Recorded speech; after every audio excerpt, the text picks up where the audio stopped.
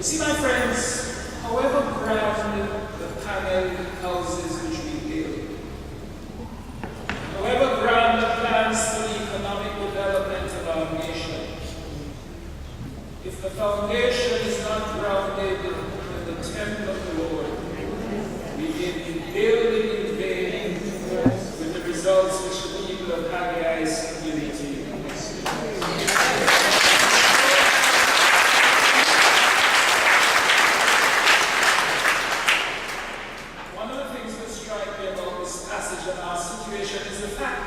some of the Israelite community to which Haggai was speaking were back home on the home turf, while there were still others living in Babylon,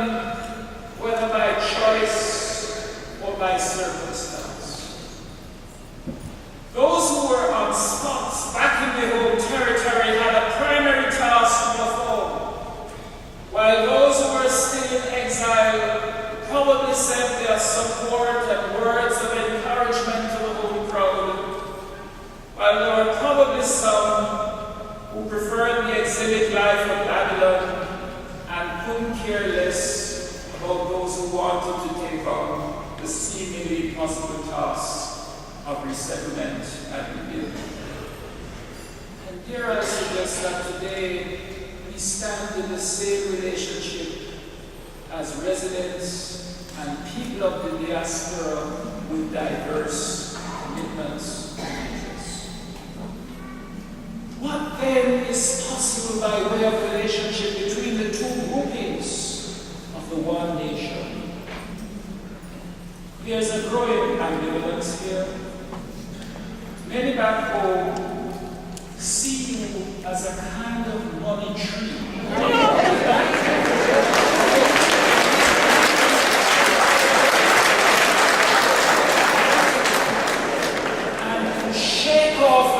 From time to time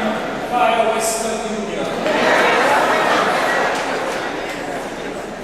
Others are more altruistic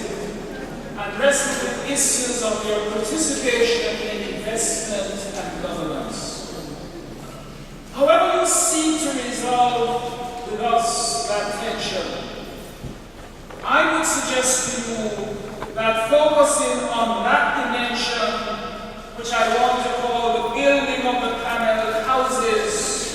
as the contribution to the development of our nation will not suffice. Investment in and focusing on those things which pertain to the temple of the Lord is of vital importance in laying a strong foundation for a nation on a mission. My friends, there's a growing secularism now taking root in Jamaica, driven to a significant degree by external global forces, and which is taking on an ideological aggressiveness, and which would like to tell us that religion has no place in the life of society, whether in terms of governance, social policy, or in defining the norms and values which should inform our common life together. Religion, they seem to suggest, is to be confined to some kind of closet, while others of different ideological and moral perspectives and orientations are being invited to come forth and be cheered on as they do so.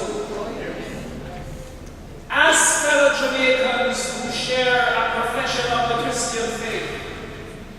I invite your support in the rejection of any notion that the life of our society is to be structured on the premise of a secular society.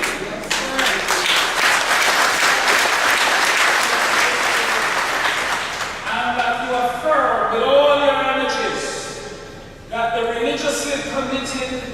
belong in society like anyone else and any other institution,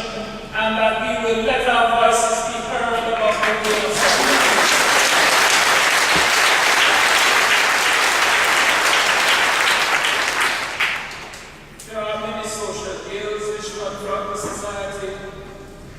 Which have at base moral and religious ramifications,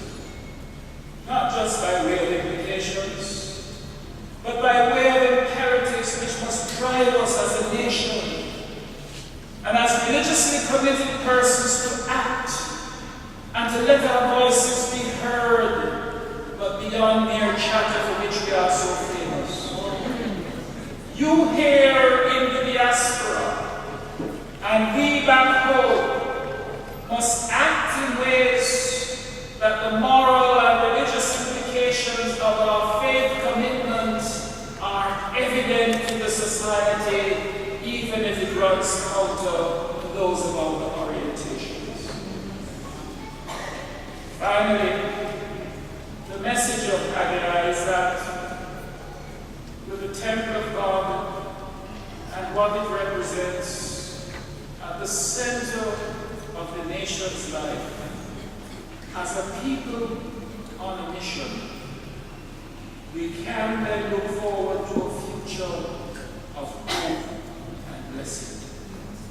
A restored temple, glorified by the presence of God, assures blessing for the future. So it is my prayer that as we mark this 50-year milestone as a nation, we will take heed of the prophet's challenge that in the life of the nation on a mission, those things that represent the paneled houses have their place, but can never replace the orientation and the values which are symbolized by the temple of the Lord.